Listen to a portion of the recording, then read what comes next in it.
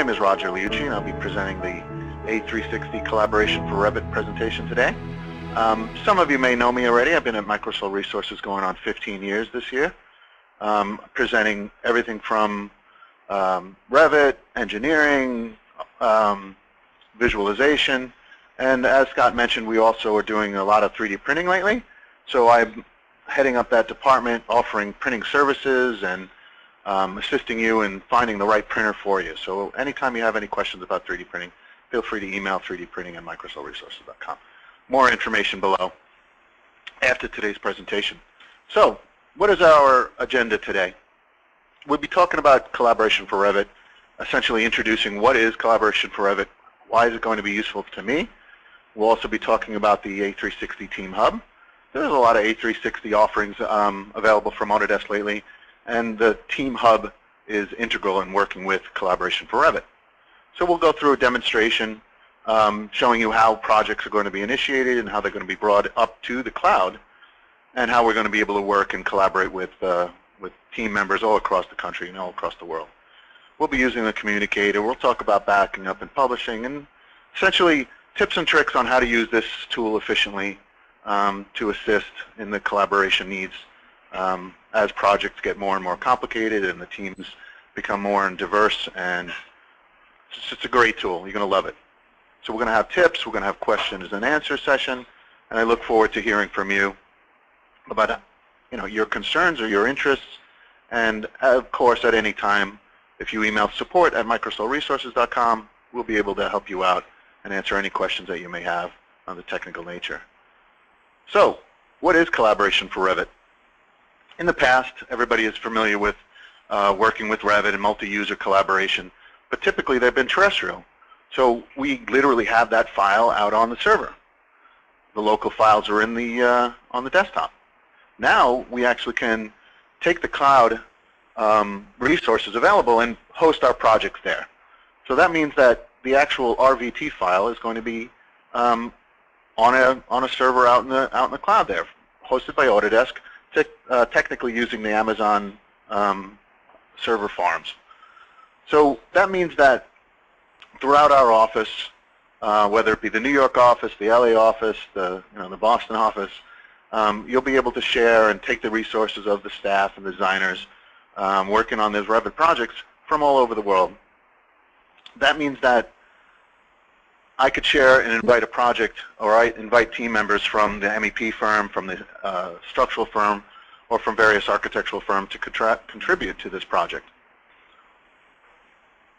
In the past, it's been difficult to get people from other offices, even across the street, to share your Revit model. There were a whole bunch of different offerings, things as simple as remote desktop to get somebody to come into your office and contribute to the project, to Revit server, technology that you've probably seen before. We've had other presentations comparing Revit server with collaboration for Revit, and we can answer any of your questions today. But basically, collaboration for Revit is built on A360 Team. That's a cloud service launched in 2014, where every seat of C4R includes a seat of Team. And we'll talk about the needs for setting that up in a moment. But basically, it's a cloud service that manages the projects, the users, in a web interface. Certain aspects of sharing data and models, communication is up in the cloud and within this web-based interface.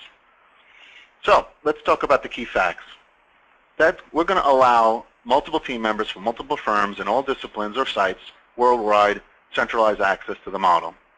That means that if you're using Revit 2015 or later, and you have the software installed along with a C4R plugin, you're going to be able to host a project. Revit 2017, which just came out, actually has the C4R A360 plugin enabled. So that means that there's no additional software to install. That means that when people are working on C4R, we can link in other Revit files from my office or outside offices and be able to collaborate and see all of the models up in the cloud together. Now, we're going to use Revit just as normal, but we also have access to the A360 site in order to see it on any device, whether it be the web browser, a mobile device, a tablet, an iPad. You're going to be able to log on to the C4R or A360 site and be able to see the progress of the project.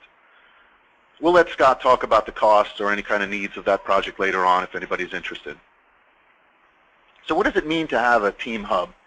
That means that within the Revit project, we open up Revit as normal, Revit 15, 16, or Revit 2017, and we work on projects that are going to be synchronized in the cloud in the A360 environment. So, like I mentioned, web browser, iOS, Android mobile devices, there are apps available for all of these mobile platforms. We're going to require each team member to gain access to the site, basically streamlining any kind of review process so that you can invite people to view the model or you can invite people to actually contribute to the project. Now, if there's any concern about security, it is absolutely secure, and we could talk about the details when we visit the Autodesk Trust Center for more information. So let's talk about the demonstration. Let's jump right into it. So I'm going to fire up Revit, and I'm going to show you a couple of projects that we have. But basically, right now I'm in the architectural project. Well, I have to save, I have to synchronize. You have the typical processes. It's nothing different between collaborating or work sharing in your office. So there's my architectural model. I've opened it up, and I can view it just like normal. I work on plans, I work on elevations, I work on sections, just like you did in the past. And when I go to the Collaborate tab, there it is, Synchronize with Central. So let's take a look at that dialog box. Synchronize with Central is not looking on my terrestrial server, it's looking out in the cloud. There it is, A360 : / my particular project and the particular file that we're working on. And I would normally just sync with Central just like anything else. Of course, I'm not on Wi-Fi now, but you can be. I'm plugged in, you know, I'm wired in directly using the Ethernet connection to my network. So let's take a look at where we get a project from. I'm going to go File, Open, and basically click on A360. There's my project, the C4R demo, and there's the individual files. I'm going to open up the MEP file at the moment. So I'm not opening them up from my server or from my local hard drive. I'm opening it up directly from the cloud destination. And it opened up pretty quickly. Now we've opened up large models, 200 meg, 300 meg models, and they work the same way. We don't see too much delay. It basically works just like you would opening up a large model from your server. So at this point, if I needed that model up in the cloud, I would just go over and initialize it for collaboration. Now let me actually, I've already initialized this project, so let me actually work at an individual, a different file, because I want to show you exactly what the process would entail. Now, of course, I should have planned for this already, but what I had done was I had already uploaded all of the projects previously. So I wonder if I'm going to file up this one, even though it's a backup file. Ignore, open up, collaborate. There it is. So when I hit Collaborate for Revit, or Collaborate, normally that would initialize work sharing. So when you're on your regular hard drive and you want to send this model to the cloud to initialize it, this is the term we're using, you would literally go ahead and say, all right, instead of collaborating on my network, I want to collaborate using A360. So I hit OK.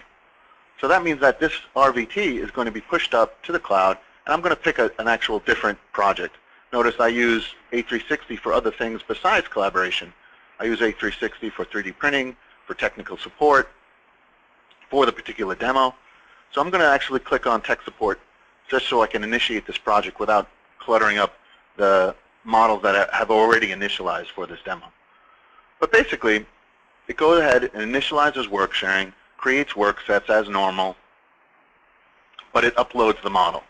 So this model wasn't too big, and it should upload rather quickly. So it's uploading the model to A360, then it's going to save the model cache, and it's going to indicate to me that I was successful.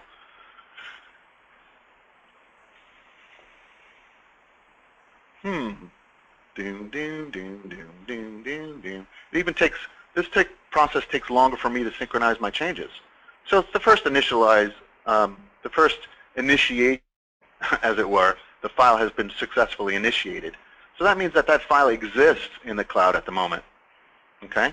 So let's go take a look at what it looks like when we're on the cloud, or where we are. So I jump over to the to my Chrome browser, where I've already gone and accessed my A360 site. So I'm going to show you what it looks like. So in this particular A360 site that I have, Team Microsol Resources Support site, I have a couple of different projects. A 3D printing project where I host models that I'm going to review for our clients.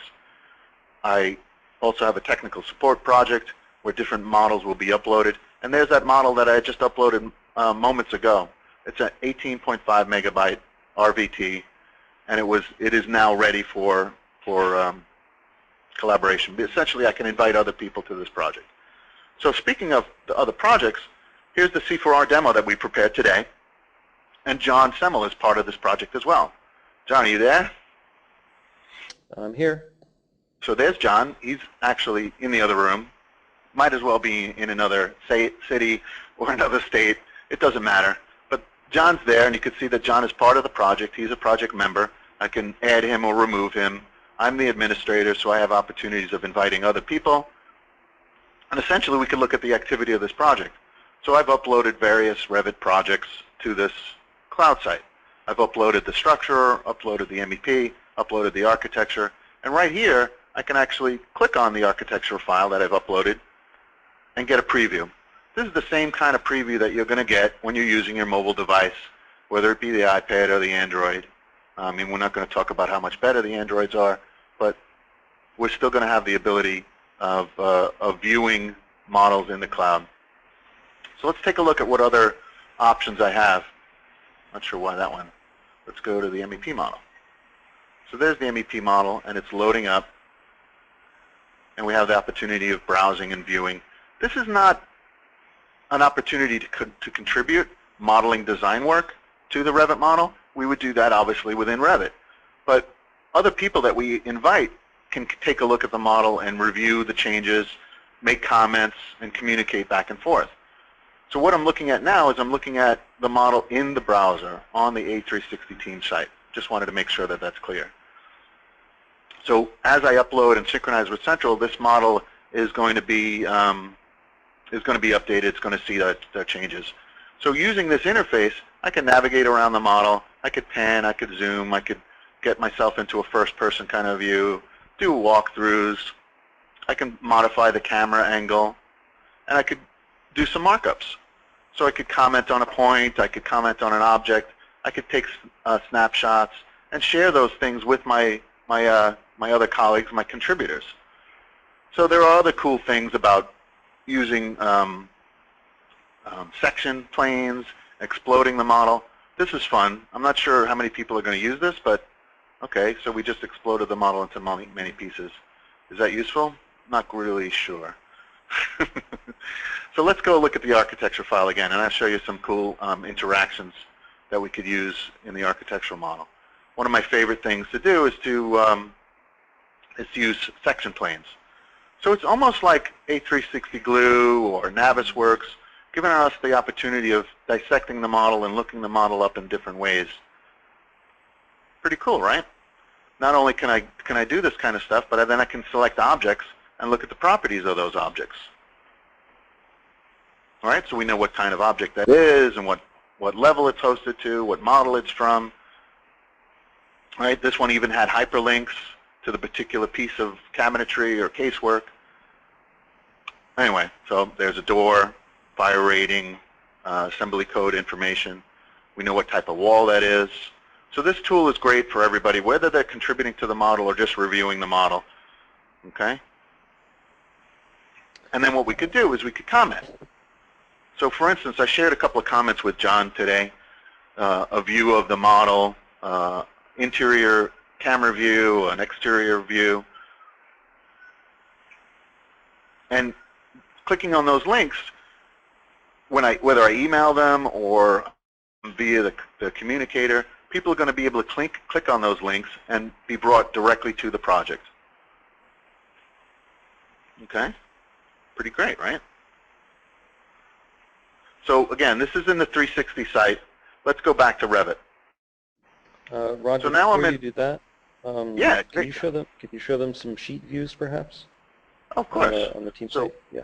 So yeah, I mean, obviously I could open up any sheet, view, schedule, or anything within Revit, and any changes that I would do could be synchronized with the project that's in the cloud. But as John was mentioning, here I am in the browser again, and I'm looking at particular models. I have opportunities of looking at various views of the model, and if I've published sheets, I'm going to be able to also look at those sheets as well. So let's see, where are the sheets? Oh, over here. So here's a couple of sheets that I opened up, an actual sheet view of the site plan. And again, if I wanted to comment on this, by all means, I can do some markups, I could do some clouds, I could draw with pens or highlighters. Here's an interior elevation. Now, of course, it's important. Yeah, John, got a comment? I was just going to say this can be very useful if you have someone who's doing construction in the field and they've got a tablet or some sort of light machine. They don't need a really high horsepower machine with Revit on it. They can just look at the sheets and make comments. Yeah. Maybe take a screenshot of this, share it with the team. Hopefully they're communicating with, via the app, because all this communication is all stored within the history of the project. And so let's take a look at some other things that we have here. Within the history of the project, I can look at all of the sheets in this view. These are the sheets that I've decided to publish. And in a moment, we'll step back and we'll take a look at what it takes to publish a model and bring the model into Collaboration for Revit. So John, you're also going to be answering any questions if anybody wants to chime in or use the GoToMeeting tools to ask questions or to raise their hand, right? Correct. I've already answered a couple of questions, but at the end we'll come around and repeat those via audio for fantastic. Participants. Fantastic. So let's take a look. John, I also wanted to make sure that you got the latest version of the structure file. So over there in my 3D views, I have various views saved of the model. The architectural shell. Actually, I'm going to close this one because that was the one that I wanted to initiate in the other example, just to illustrate to people that we're initiating models and how to get the models up there. So now I'm back in Revit on my desktop, and I'm looking at the various models. This model is actually hosted in the cloud, so it's not on my desktop, but I'm going to be able to make changes to it and modify the model as anybody else would in the project. I may screw things up because by moving that wall, I moved walls that were already aligned with a dimensional constraint, but that's okay. I mean, we're still using Revit just like we normally would. When I went and take this model and I'm preparing it for collaboration, I wanted to also prepare sets of views. So just a moment ago when John asked to see some of the sheets that we published at the model, this is my opportunity to do so. Within Revit, I go over and I take a look at Views for 360. This is on the Collaborate tab. Go into Collaborate, Views for 360, and basically I can publish sets of views at any time. Very similar to the way that I could print sets or export sets within Revit. But what I'm doing is I'm preparing these views so that I have a set of views that my team, or as John mentioned, somebody in the field on site can review and use, to check things, to do quality control, or to just prepare for, the next phase. So when I do that, I select my views, I select my sheets, I save those sets, and I publish. Now, what does it mean to publish? Here are the models that I have prepared for this project.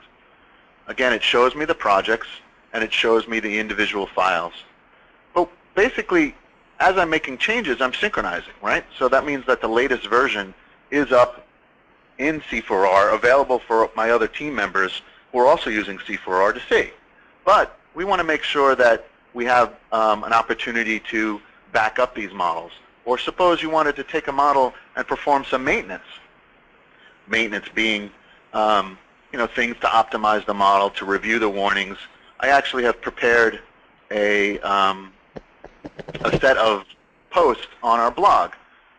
John has prepared quite a few great collaboration for Revit blogs as well. So if I go collaborate and I hit go, at blog.microsolresources.com we have a series of blog posts that are available for us or available for you guys to see related to collaboration for Revit, for example. So John has created maintenance workflows, renaming models, backing up models.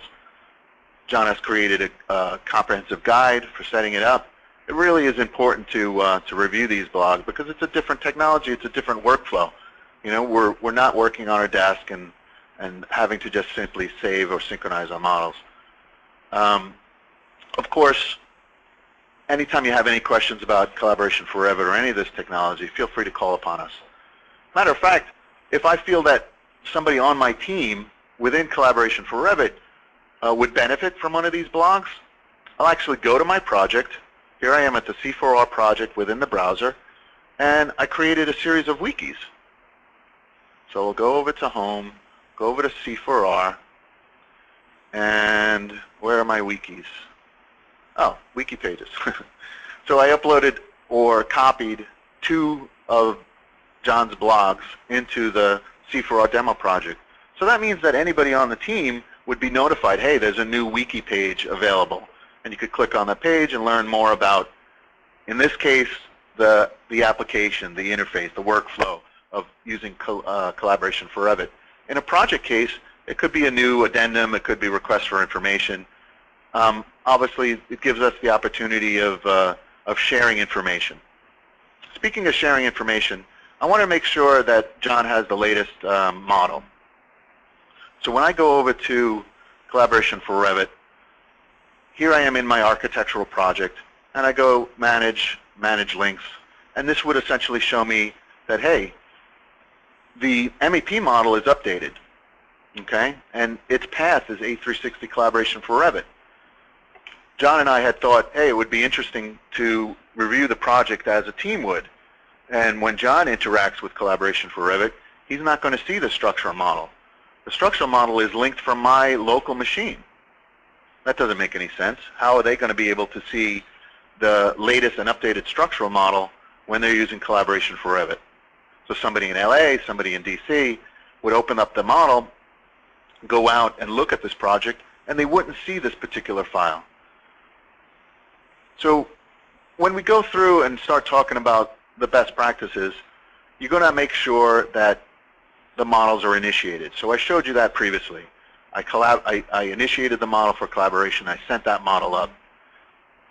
We have to make sure that the structural model is sent up as well. So let me close this. And I'm in the architecture file. And I could see that I have, I think I'm going to go to a different 3D view. So here's the interior model. This is a 3D view of the architecture model with the MEP model, but I don't see the structure. We know that John's not going to see it because it's basically on my desktop.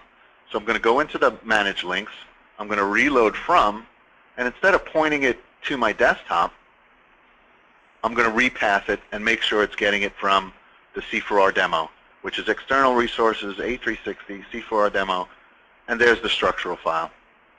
So if John had opened up one of his views, like that one that I was just looking at, he wouldn't see the model that I was seeing. And that brings up an important aspect of using collaboration for Revit and externally linked files. Basically, it's very common for people to go and use the X-referencing tools or the link tools to load Revit files, IFC, CAD formats, DWFs, and point clouds. The problem is that at this current status, C4R, we only can load RVTs.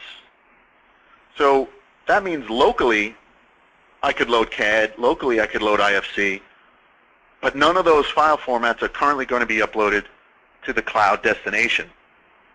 That means when somebody looks at the model, whether they look at it within Revit and they go File Open, go out to the cloud and open up the model, they're going to see these other Revit links, yeah, no problem, without question, but they're not going to see any CAD files that I might have linked. even if I load that DWG up to the cloud resource, so let me jump over to the cloud. I hope you guys are following along. Here I am in my C4R demo. Here are the files that are uploaded. Okay, an Arch, RVT, an MEP file, a structural file. I could load DWGs, I could load IFCs, I could load point cloud datas, I could load PDFs, Word documents, Excel documents. I could load those all up and share them with people so that they'll be able to have them or view them on their mobile devices or on their web browser. But when we're looking at the model, we're not going to be able to see any other file format links. And I figured that was important to note. We want to, we want to make sure that you guys use this tool as efficiently as possible. But that doesn't mean that I can't go into a floor plan and link in a CAD background, because I could. I could absolutely link in any CAD files. They would come from my local file structure or from my network. Okay, and I could use those for reference. I could use those for backgrounds. And if I wanted to share that DWG with somebody else, by all means, I could email it to them or use the C4R or A360 portal. And I hope that was clear. And if anybody has any questions, please let me know. Moving forward, I think what we should do is we should just talk a little bit more about what else is required for setting up C4R. And John can help me if I have any questions. I'll let John know. But basically, we're going to purchase licenses, and you could contact Scott, and you can contact sales, or you could call me, and I could put you in touch with the appropriate sales executive for your region. Once you have those licenses, we want to make sure that the workstations are ready to go. That means the software is installed and the plugin is installed. If you're using 2017, you don't need to install the plugin. You just get the latest version of Revit 2017. Then you're going to essentially assign the licenses to those people who are all set. So somebody has their workstation set up. If they're using 2016, they get the latest update, and they install the latest version of C4R. It can be downloaded from your manage.autodesk.com site. Once you assign the licenses, that means that your contract administrator has the licenses in manage.autodesk.com and simply says, hey, user A, user B, John, Mary, they all get a license for C4R. You'll get an email that says, hey, your permissions have changed, or you have a new feature available. You have access to this A360 service. In addition to that, your Team Hub has to be associated with a contract. Setting up the Team Hub is something that is brand new to most users. It was brand new to us a couple of years ago. So if you have any questions, refer to our blog, call John, call me, and we'll walk you through the process. But that Team Hub has to be associated with a contract of collaboration for Revit. Now we understand that we can modify the Team Hub. Previously, somebody would create a demo project, and that demo project would turn into the actual final team name. We didn't really want that. But basically, once you have that set up, your Team Hub is ready, then that means the user with a license can go and initiate the project for collaboration, like I did previously. I opened up my Revit project, I said collaborate on A360, there it goes. At that point, you have a project up there, you can invite other people to contribute. John, maybe you want to talk about the other team roles in A360 Team Hub, because I know that there's the administrator, I know that there's a contributor. What other opportunities do we have? Well, there are a couple of team roles. Generally speaking, the idea behind a team role is that it's someone who's going to have access to pretty much everything on the hub. So for the most part, you want to be pretty sparing about that. So there's the team administrator who can create projects and who can basically grant security, or who can remove someone. And then I think there's also a team member which can see any open project. For the most part, though, what you really should be doing, we would suggest, for example, you might have an IT person who just has a license of team, and then they are a team administrator, and that way they can create projects. They can download files as needed, and they can approve invites. And for the most part, you want to use project contributors. So if you're in a project, you really want to try and use that to kind of keep it as granular as possible. Most people are going to be contributors. Yes, yes. So especially if it's someone who is not a member of your organization, I would just stick to inviting them to the project as a contributor. I know in the past we had thought about sharing some pretty important information about how people invited to the hub are going to see the other projects. So for instance, I have a C4R demo project hub, I have the 3D printing hub, and I have a technical support hub. We can make those individual team hubs private so that only the people invited can see them, right? When we have these various hubs, we want to make sure that we either leave the hub public or that we make it private. Because if I invite somebody to this hub, they're going to see the C4R project, they're going to see the 3D printing project, and they're going to see the technical support project. Well, if you make someone a team member, then they can see any open project. But if you invite someone as a contributor to a project, they will only see the project or projects to which you've invited them. Yeah, fantastic. That's what I wanted to make sure. I want to make sure that we're as clear as possible. So, speaking of contributors, as we go through the project, you're going to want to make sure that you publish the project. So this is a unique term. We never had publish when we were doing terrestrial work sharing. So what we want to do is we want to make sure that as we move along with the project and the project is improving or being modified, that we have backups of this file, so that at any time if somebody screws something up or somebody deletes something in the project, or something as simple as you want to go back to a previous version, before we redesign the lobby, we have a published version that we could do so. Speaking of publishing, that's going to give us the opportunity to perform some offline maintenance. So in one of the projects, I presented a wiki essentially called maintenance, or project maintenance. And we've used this quite a bit. So if I go to blog.microsol resources and I go to maintenance or search maintenance, essentially we're going to look at a blog that talks about how to kind of optimize the project. And why is this taking so long? There it goes. Revit Project Maintenance Guidelines. This blog was posted by me actually last year. And we talk about detaching the model from central, running audit, clearing out the local files, purging any unused elements of the projects. So this is a great maintenance guideline tips that we use for regular projects. Now, when we're dealing with projects that are on the cloud, you have to kind of publish that model and download it, bring it offline in order to run the maintenance.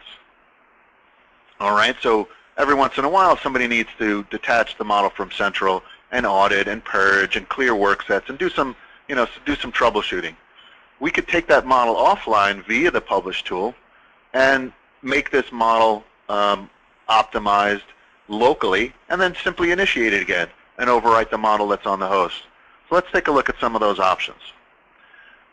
Here I am in the browser, and I'm at the team site, and I'm looking at these particular projects, my architectural project, my MEP project, my structural project.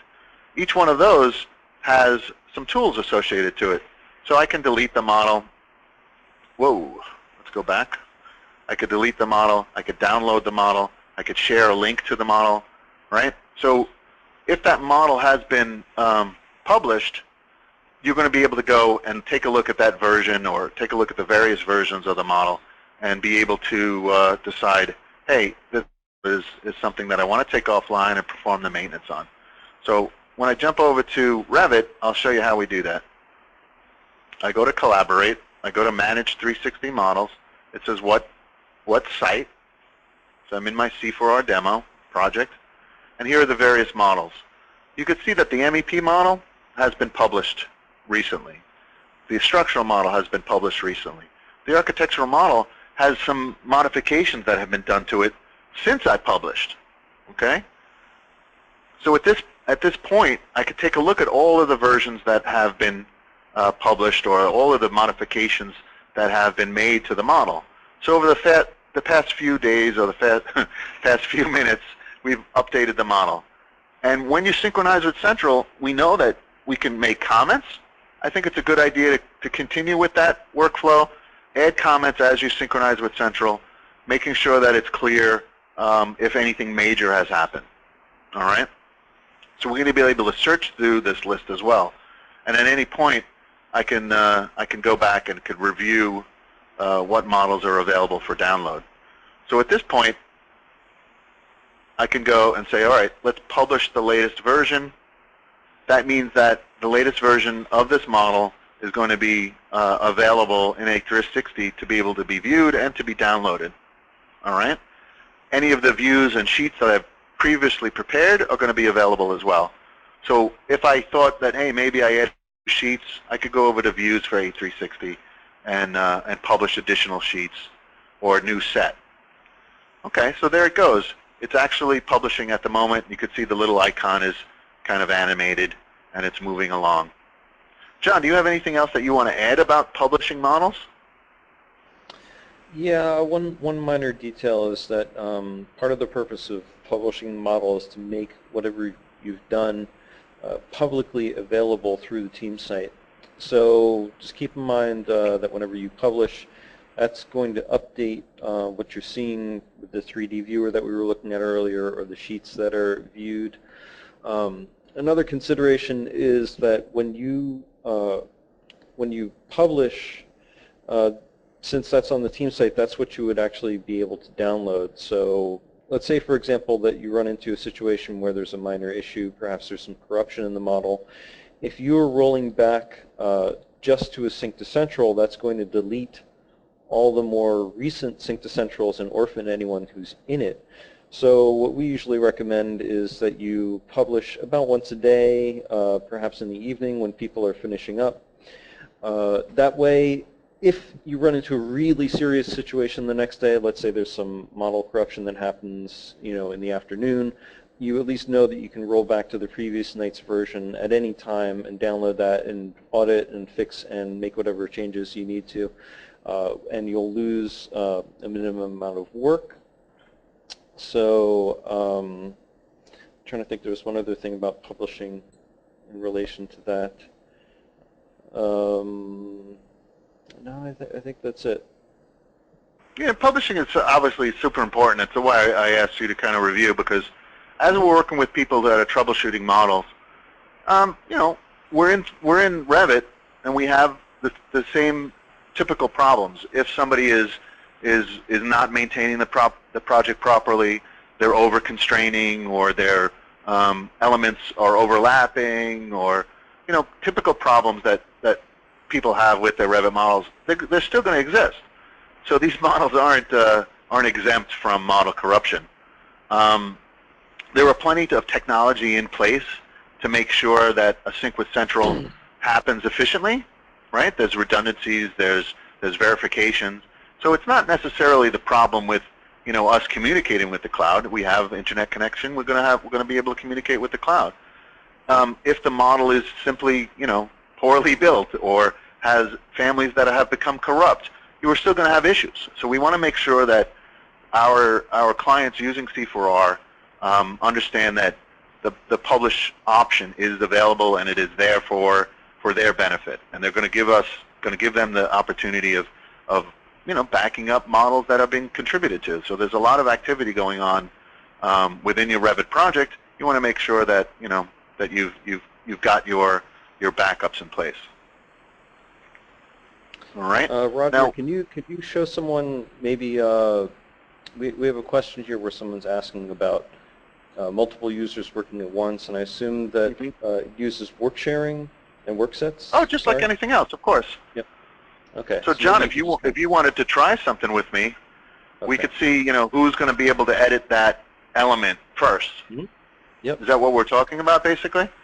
Yes. So as an example, while you've been doing your demo, this is medcenterarch.rvt. Yep. medcenterarch.rvt. Okay. So if you pan back a little bit. and you see the skinny trees. I think it's on the other side of the building. Yeah, okay, there you go. If you do a sync to central, you should see a couple more trees, and I assume that since I created them, I'm going to have ownership. Is that correct? Well, once you synchronize with central, you're going to relinquish any ownership that you might have on those trees. Mm-hmm. But let's see what you did.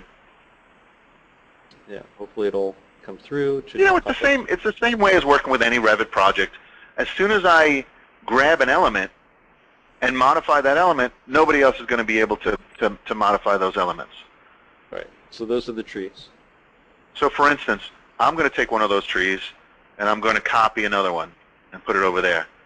Mm-hmm. All right? So when I go and synchronize with Central to allow you to see this fantastic design that we've done, I want to make sure that that things have been changed or things that have been updated. So for instance, I also added too many windows and they interfered with portions of the walls, the interior walls on the inside of the project. So when I go to synchronize with Central, right? Actually, let me just save my file locally. So I save it first. I go to synchronize with Central. It should be asking me, hey, you're going to relinquish those elements that you borrowed. So it's just like another project where, hey, updated the skinny trees, right? Hmm. So there is no option to kind of not relinquish those elements. So that means once I'm done, John can jump in the project and delete the skinny trees if he wanted to, right? Well, let's see if he can delete the third tree from the right. Okay. So are you going to do a sync to central, and then I will as well? I did do a sync to central, so you should see 6 trees along that face of the building. You may not see the third tree from the left move, but you're going to see 6 trees. Okay, just give me a moment. I know that people, yes, okay, so I see them now. See 6 trees? Is the third from the left aligned, or is it stepped out? It's still aligned. Yep. See if you can move that third tree from the left. A second. Yep. Hold on. Yeah, it's still John, we should have. John, we should have tested this stuff before we go ahead and demo it live. Yeah. Okay, so I just moved it and did a sync to central. Okay. And I could fire up the communicator and see what's going on with the project. Right. John's sync to central at 11:49 is complete. Okay. I updated mine and said, hey, updated the skinny trees. I'm going to synchronize with central right now to see John's changes. This time I decided not to relinquish the borrowed elements.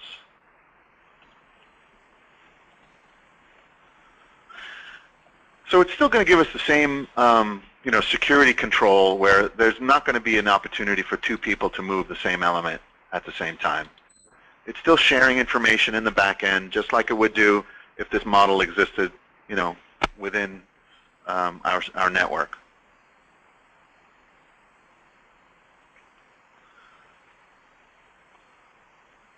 So John, technically, after I align these trees, you should really not be able to move the trees.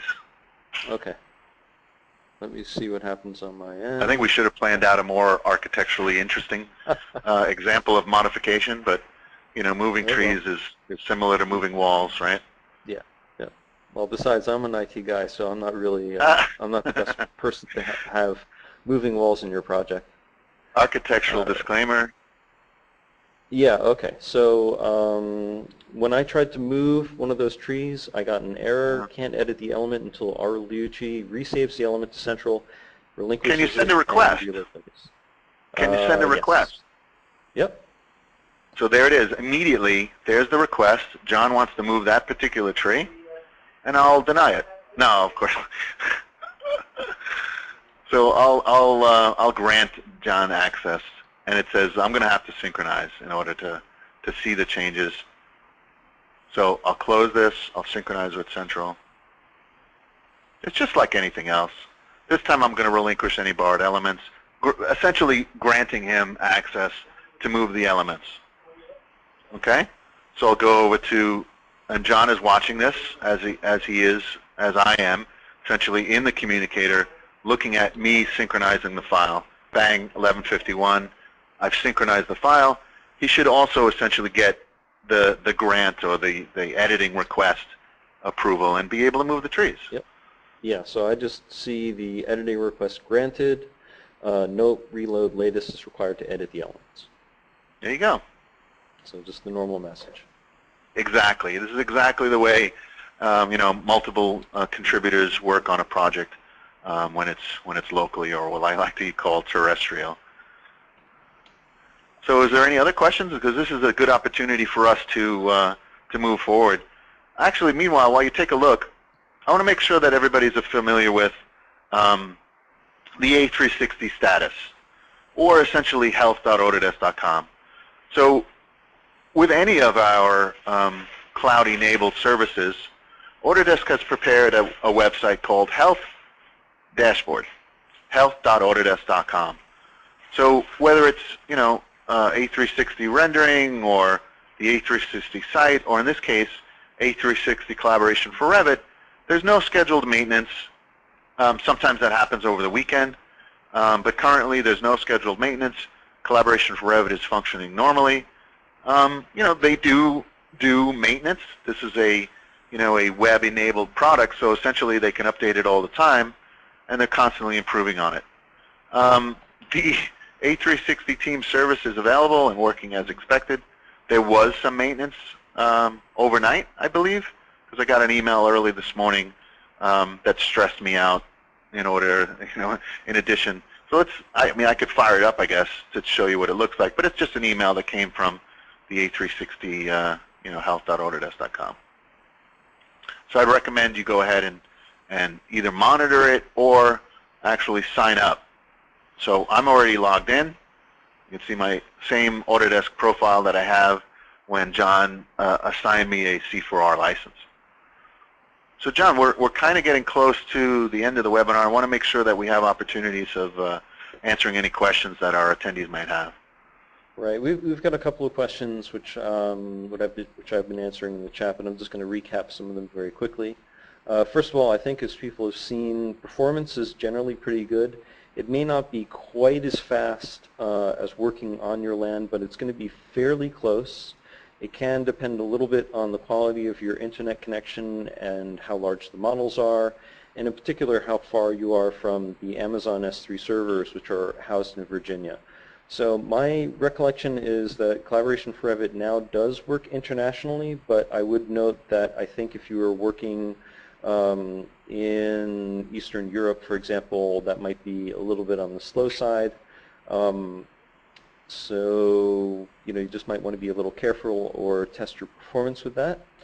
There was a couple of quick questions about security. I do want to point out that this is designed to be a very collaborative system. It is designed for organizations that already pretty much trust each other. So if you're going to invite someone to the project, the security is not particularly granular. They can do whatever they need to do within the project. They can rename models, they can delete models, they can share out the model with or without a download option. So that's one reason why it's very important to stick to project contributors, because then at the very least they've got access to the project that they're supposed to have access to. They're not going to have a way to get to other projects that you may not want them to see. There have been a couple of questions about what happens if you lose your connection. What Collaboration for Revit does, just to make the technical side a little bit clearer, it's going to create a local cached fully functional model on your machine, and what happens is every time you hit Sync to Central, it's going to send out the changes that you've made on your machine from that cached copy. It's going to go up to the S3 server. It's going to incorporate those changes into the model, and then the S3 servers are going to start pushing out the data to all the project contributors who have the software running on their machine. So when you hit Sync to Central, not only are you pushing out your changes, you're also going to be accepting the most recent changes that the network is aware of. So this winds up helping basically in that if you, for example, if you're out for an afternoon, then it's still updating in the background. When you get in the morning, it will continue to work. If you lose your internet connection temporarily, you should be able to continue working, and once that connection is reestablished, you can do a sync to central. We don't have any information on a specific timeout period. We don't know if it would just not work after, let's say 2 or 3 hours, but in our experience, it seems to be pretty solid. And also, if you just don't have an internet connection for that long a period of time, then there may be some other issues that you're going to have anyway with just not getting the information back and forth. So let's see what else we got here. So I think those are the big ones. There was also a question about viewing the model with the links. Roger, I don't know if you can confirm in this environment whether or not the published versions are including the link data. Like if you're looking at the architectural model on Team, is it going to show you data linked in from the structure, or would you have to create a view and publish that view?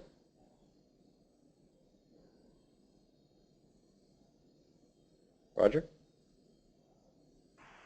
Mute button. When I'm in the browser,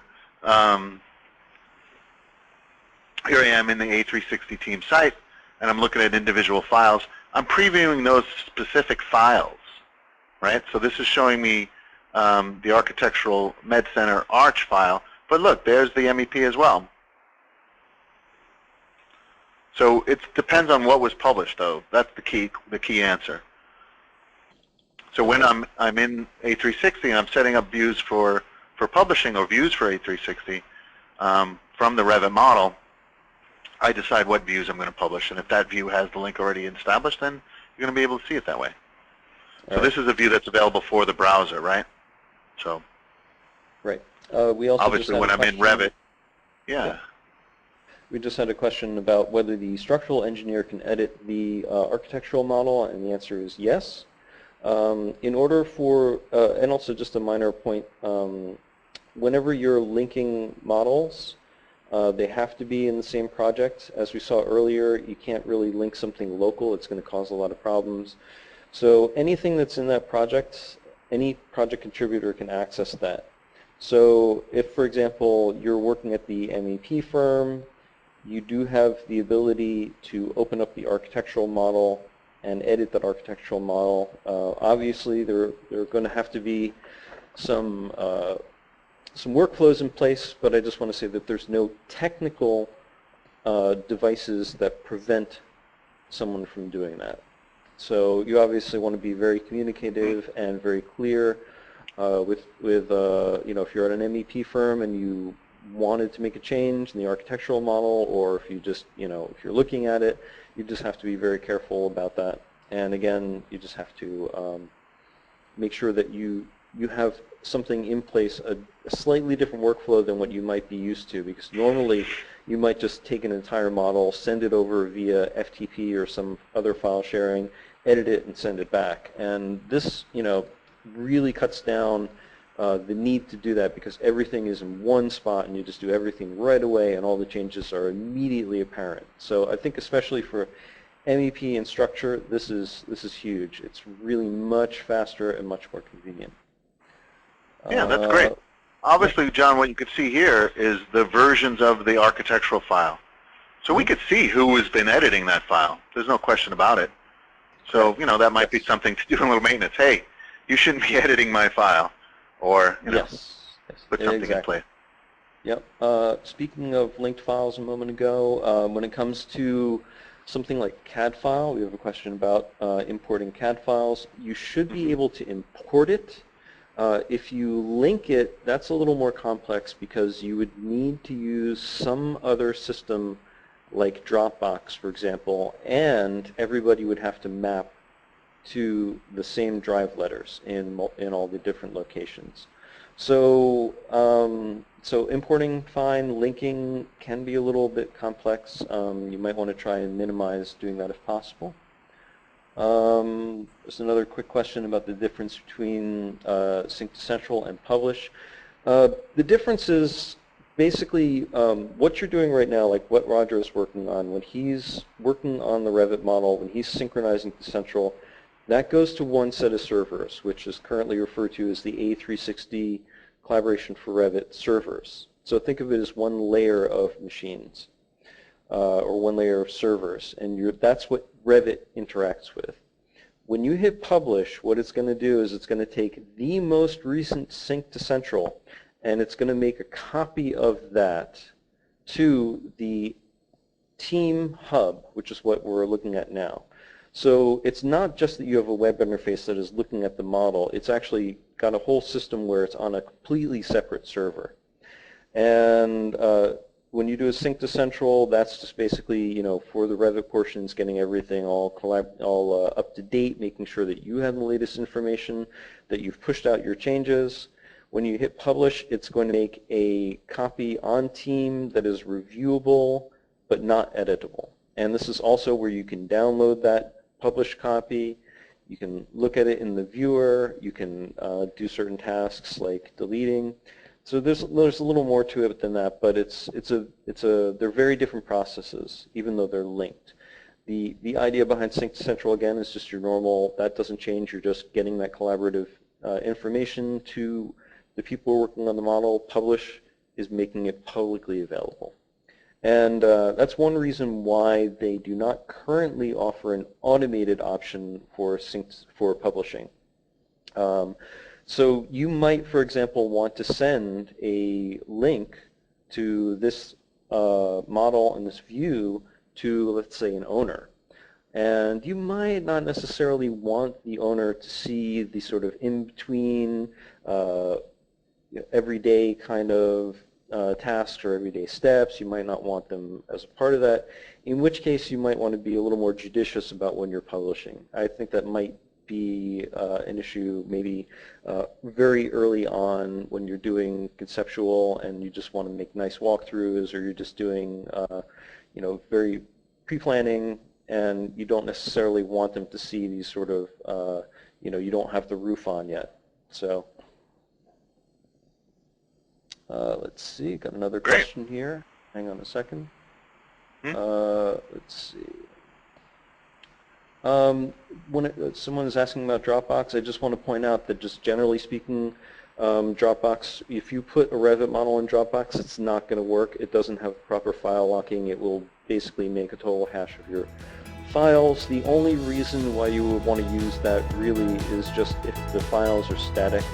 So you don't really want to have changes to those made a lot. As John mentioned, we're accessible for any questions or concerns or purchases that you might be interested in. So at any time, please give us a call. And thanks again for joining us.